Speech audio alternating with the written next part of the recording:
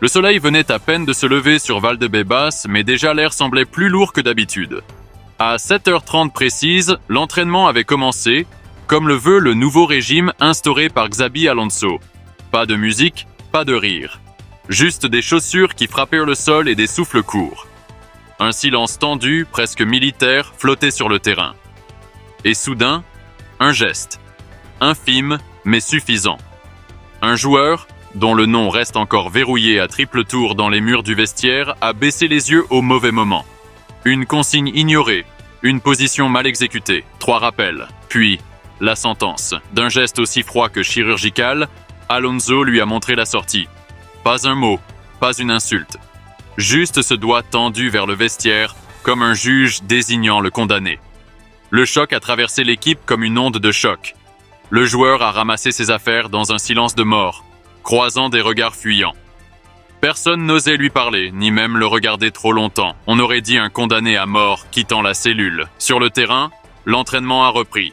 Mais quelque chose avait changé. Chaque passe était plus tendue, chaque course plus nerveuse. Comme si chacun réalisait que plus rien ne serait toléré. Ici, on ne vient pas jouer, on vient se battre pour mériter son nom sur la feuille de match. Dans son bureau, Alonso observait déjà les images de la séance. Son doigt arrêté sur l'écran, il montrait le moment exact où tout avait basculé. Un temps de réaction trop long, un regard vers le sol au lieu du ballon. Une erreur technique? Oui, peut-être. Mais surtout, une faille mentale. Et dans le nouveau Real Madrid, la moindre fissure devient un gouffre. Plus haut, dans les gradins vides, une silhouette familière ne perdait rien de la scène. Florentino Pérez, le président, observait en silence. Pour lui, cette exclusion n'était pas une crise, mais une démonstration. Alonso ne faisait que ce pourquoi il avait été choisi. Redresser la barre, rappeler que porter le maillot blanc n'était pas un droit, mais un privilège. Le joueur en question est resté assis dans le vestiaire plus d'1 heure, les mains sur les genoux, la tête dans les épaules. Il n'a pas dit un mot. Son téléphone vibrait en boucle. Agent, famille, peut-être la presse déjà. Il n'a répondu à personne.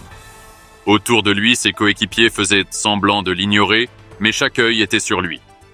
Personne ne voulait être le prochain. Le lendemain, il est revenu. 1 heure plus tôt, comme exigé. Il s'est changé sans bruit, s'est assis seul. Aucun sourire, aucun regard complice. Alonso ne lui a pas adressé la parole. Pas par colère, mais parce que le message avait déjà été transmis. Dans cette équipe, on n'a pas besoin de hurler pour être compris. Sur le terrain, les autres avaient compris la leçon. Vinicius courait comme si sa vie en dépendait. Valverde mordait dans chaque duel. Même les plus jeunes semblaient soudain plus affûtés, plus concentrés. Alonso regardait tout cela en silence, les bras croisés. Il n'avait pas besoin de parler. Ses yeux faisaient que le travail.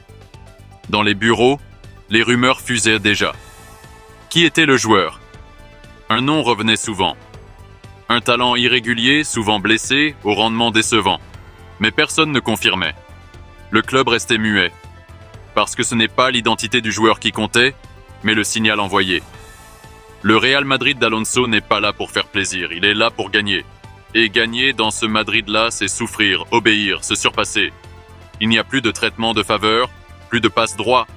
Tu es soit à 100%, soit dehors. Dans les vestiaires, la tension est devenue règle. Même les cadres regardent Alonso avec un respect nouveau. Ils savent que l'époque des stars intouchables est révolue. Même Mbappé, récemment arrivé, redouble d'efforts à l'entraînement. La gastro, déjà oublié. Il joue chaque exercice comme un match de Ligue des Champions. Le joueur expulsé a peut-être vécu la journée la plus dure de sa carrière, mais aussi peut-être la plus formatrice. Il a 2 choix, plier et partir, ou se relever et prouver qu'il mérite d'être là. Alonso ne lui a fermé aucune porte, mais il ne lui tiendra pas la main non plus. Ce que le monde a vu à Valdebebas n'est pas un incident.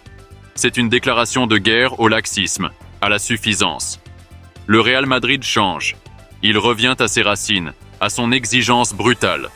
Et ceux qui n'auront pas les épaules seront balayés. Car ici, à Madrid, on ne joue pas à être des légendes. On le devient, ou on disparaît.